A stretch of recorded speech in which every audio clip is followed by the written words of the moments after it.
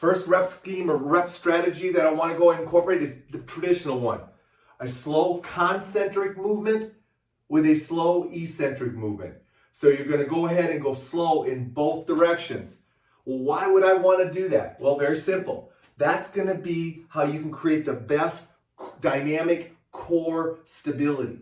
And when I say dynamic, what I mean is you're on the move, but your core, specifically your trunk and your hips, are going to go ahead and work statically to control that stability so you can generate force. Let me give you an example. We're going to go ahead and we're going to hook the band up and we're going to do a single arm staggered stance chest press.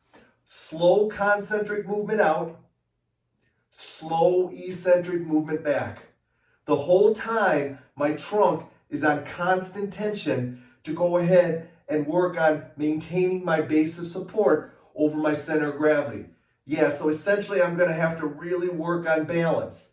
Now that's how you want to go ahead and start. This is a very traditional way to go ahead and do your reps, but it's also a very safe way.